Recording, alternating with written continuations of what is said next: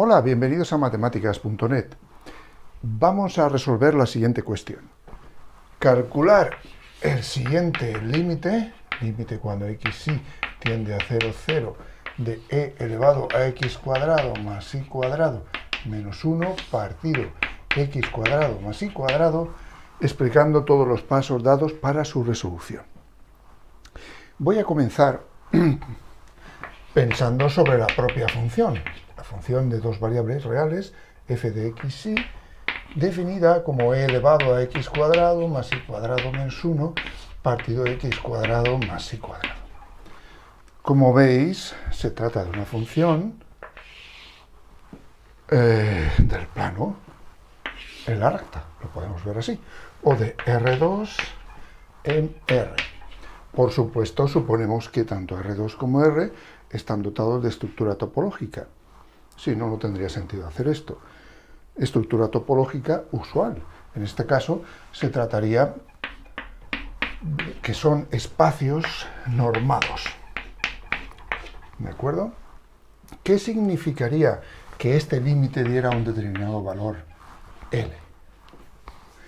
Pues significaría, teniendo en cuenta que L considero que es un valor real, como digo, significaría que para todo entorno de L,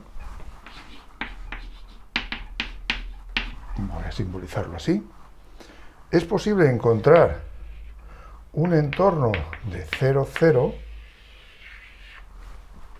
es decir, existe un entorno de 0, 0, del origen, perforado, es decir, un entorno donde no consideramos el centro, sino todo el resto de valores del entorno. Como digo, para todo entorno de L existiría un entorno perforado de 0, 0, de forma que la imagen del entorno perforado, voy a llamarle por simplicidad U asterisco, de 0, 0, intersección, el dominio de la función, está incluida en el entorno de L, ¿vale? Sería más propio poner letras distintas para los entornos y así no nos confundiremos. Eso significaría que yo elijo aquí un entorno cualquiera, que como veis sería de esta forma, un intervalo abierto, centrado en L, de radio epsilon, por ejemplo. Como digo, elegiría un entorno de estos y entonces podría existir siempre un entorno de aquí, de manera que sin considerar el centro, todos los puntos de este entorno que tuvieran imagen por esta función tendrían tal imagen dentro de este otro entorno. Esa es la definición topológica. Por supuesto, eso es bastante complicado de verlo directamente. Aquí la elección del entorno es elegir pues, el radio, epsilon, para todo epsilon mayor que 0, lo traducimos así, ya que se trata de un espacio normado, con la norma usual, el valor absoluto. Que exista un entorno perforado, pues aquí sería elegir un valor R mayor que 0, de forma que ahora este entorno perforado sería ni más ni menos que una bola de centro 0, 0 y radio R, ¿vale?, a la que le hemos quitado el centro, ¿vale? Intersección dominio de F incluido en, pues aquí pondríamos el menos epsilon, L más epsilon. ¿Vale? Estamos particularizando todavía más, teniendo en cuenta no la definición topológica genérica, sino ahora ya caracterizada para espacios normados. Pero de las dos formas sigue siendo complicado hacerlo. Así que necesitamos otras estrategias. ¿Qué estrategias son esas? Pues en primer lugar voy a estudiar lo que se llaman los límites iterados. Voy a hacer el límite cuando x tiende a 0, del límite cuando y tiende a 0 de la función, y el límite cuando y tiende a 0 del límite cuando x tiende a 0 de la función. Bueno, estoy reduciendo el cálculo de las dos variables a una y luego otra vez a la otra, ¿vale? O sea que en realidad estoy haciendo el límite de una variable cada vez, pero dos veces. Cabe decir que estos límites podrían existir sin que existiera este, ¿vale? Pero si existen y existe este, entonces todos los valores que dan coinciden, lo cual ya te da una cierta pista de cuál es el posible valor de este límite. Bueno, ¿cómo hacer, por ejemplo, este primer límite iterado?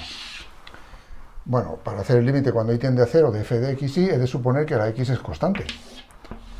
Vamos a ver, eso no es muy difícil de pensar. En realidad, pues suponemos, por ejemplo, que x vale un determinado valor, x diferente de 0, o bien x es igual a 0.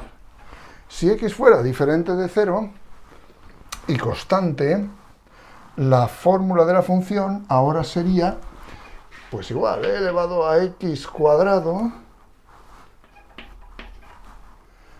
más y cuadrado menos 1 partido x cuadrado más y cuadrado, ¿de acuerdo? Fijaos, esto es ese caso. Ahora, si hago el límite cuando y tiende a 0 de esto, ¿qué me dará? Pues esto me dará precisamente e elevado a x cuadrado menos 1 partido x cuadrado. ¿Lo ves? Muy sencillo. Bueno, estoy suponiendo el caso en el que x es diferente de 0. Tengo que ir mirando tanto este como este. Bueno, pues, ¿lo veis? ¿Y ahora qué pasa si hago el límite cuando x tiende a 0 de lo que acabo de sacar? Pues esto me daría precisamente 1. Eso es un límite fundamental que ya he explicado en otros vídeos y que viene de esta expresión, e elevado a f de x menos 1 partido f de x tendería a 1 si f de x tiende a 0 cuando x tiende a, ¿vale? Este límite cuando x tiende a sería 1, bajo esas condiciones. Eso lo he explicado en un vídeo anterior, intentaré poner el enlace para que lo veáis.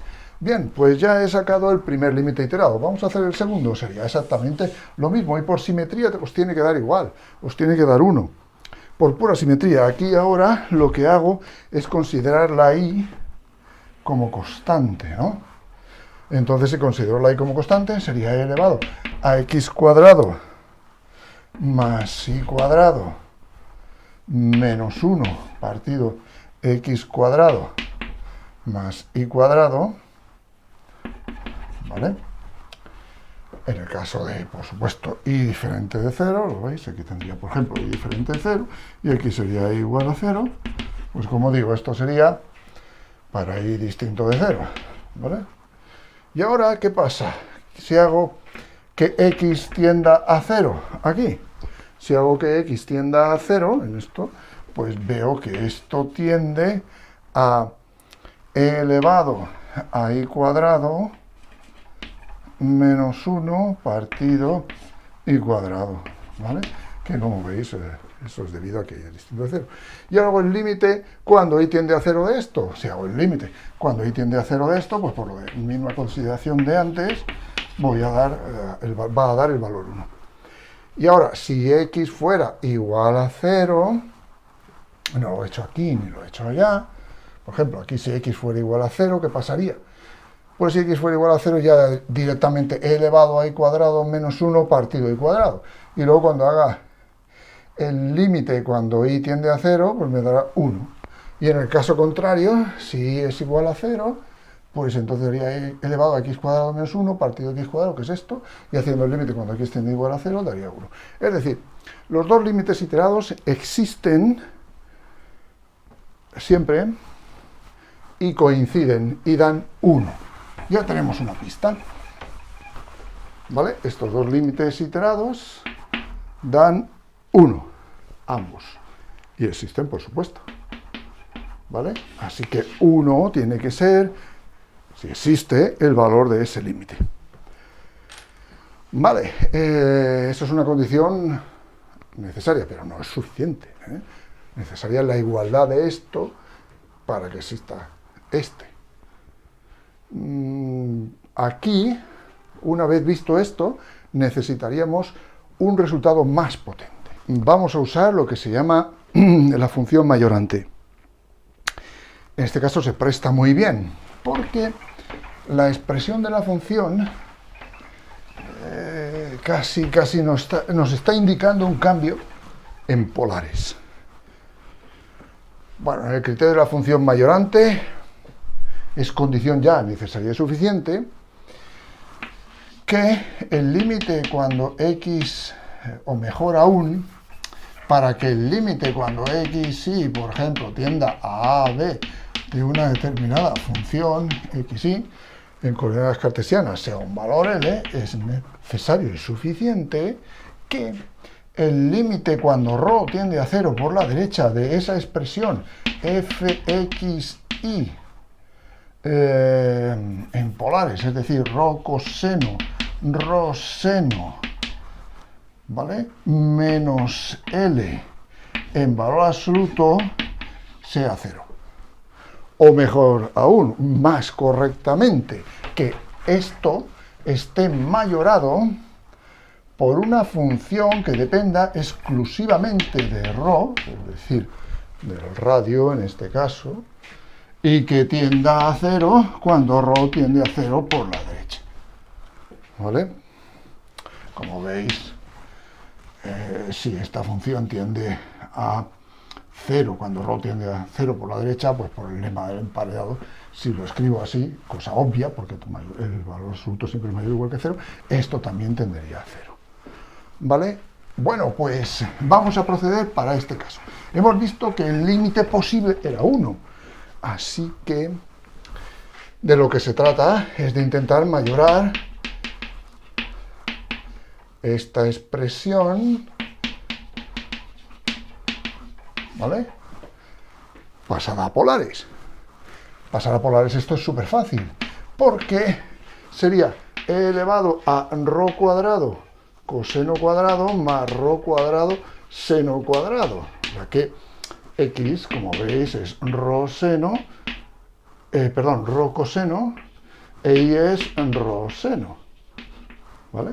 Pues menos 1 partido, pues ρ cuadrado coseno cuadrado más ρ cuadrado seno cuadrado, y todo esto menos 1.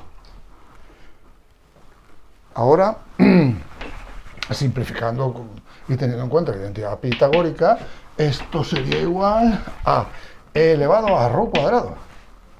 ¿Lo veis? Porque saco ρ cuadrado, factor común, y queda coseno cuadrado más seno cuadrado, el mismo ángulo, que es 1. Menos 1 partido, pues aquí quedaría ρ cuadrado menos 1. Quedaría eso, eso es lo que hay que intentar mayorar. O en realidad, si os dais cuenta, hacemos el límite cuando ρ tiende a 0 por la derecha de esto, y evidentemente nos va a dar 0, porque sabemos que esto da 1, de acuerdo con el límite fundamental que hemos visto antes. Pero vale la pena poner la mayoración. Para eso, para poner la mayoración, voy a recordar el desarrollo en serie de la función exponencial. Bueno, pues e elevado a x se podría poner como sumatorio de x elevado a n partido de n factorial desde n igual a 0 hasta infinito. O sea, 1 más x partido 1 factorial, más x cuadrado partido 2 factorial, más x cubo partido 3 factorial, y así sucesivamente. ¿De acuerdo? Bueno, pues, si tomo esto de esta manera, 1 más x partido 1 factorial más x cuadrado, y lo saco factor común, todas estas cosas que hago son posibles gracias a la convergencia absoluta. Por lo menos en este caso es para todo x, ¿no? Aquí además me va a servir solamente para x mayor que 0, por ejemplo, y menor que 1. Por ejemplo, ¿no? porque al fin y al cabo la aproximación cuando ρ tiende a 0, pues como ρ es un número positivo, y aquí más todavía porque ρ al cuadrado no necesita de una acotación posterior. Pero bueno, como quiero simplemente manipular esto, no voy a profundizar más, pero es interesante. No todas estas manipulaciones que hago van a tener sentido, pero con la convergencia absoluta para todo x de esta serie, pues sí. Vale, entonces esto quedaría 1 partido 2 factorial más x partido 3 factorial más y así sucesivamente. Claro, x cuadrado por esto, x cuadrado por esto, x cuadrado y así sucesivamente daría el resto. A partir de aquí, ¿lo veis? X cuadrado por 1 partido 2 factorial, x cuadrado 2 factorial, x cuadrado por x partido 3 factorial, x cubo partido 3 factorial y así sucesivamente. Bueno, pues como veis, esto es menor o igual que 1 más x cuadrado por 1 partido 2 factorial, más 1 partido 3 factorial, más, siempre y cuando, por supuesto, que x esté comprendido entre 0 y 1, ¿no? Que es lo que me interesa, ¿vale? Ya que estoy poniendo un valor mayor en cada uno de estos sumandos positivos.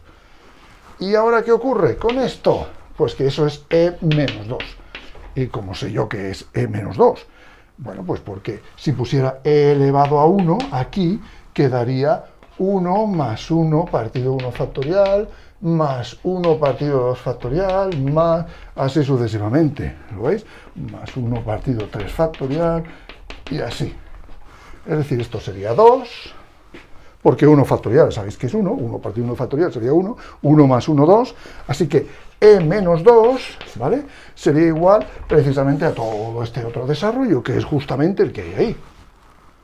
Una vez tengo eso claro, ¿qué pasa? Pues que puedo escribir que e elevado a x es menor o igual que 1 más x cuadrado por e menos 2. Siempre, como digo, que consideremos esto. Y aquí, por ejemplo, si resto 1, quedaría menor o igual que x más x cuadrado por menos 2. ¿Lo veis? Hasta ahora estoy llegando. ¿Y qué pasa? Pues, hombre, pasa que si ahora esto lo divido por x, ¿lo veis? Lo puedo poner ahí, lo divido por x, pues esto también lo podría dividir por x. Sigo teniendo esa restricción, así que el signo no cambia y por lo tanto la desigualdad no cambia de sentido. Y entonces esto quedaría 1 más x por esto, ya que al dividir por x queda así. Y si ahora a esto le resto 1, pues seguiría igual, ¿vale? ¿Lo veis? Ya está. Ya está. ¿Por qué? Pues porque puedo decir que esto es menor, ya que coloco una cosa menor en el valor absoluto, que ρ cuadrado por e menos 2. Y claro, esto sería ρ cuadrado por e menos 2, directamente, ya que este valor es positivo.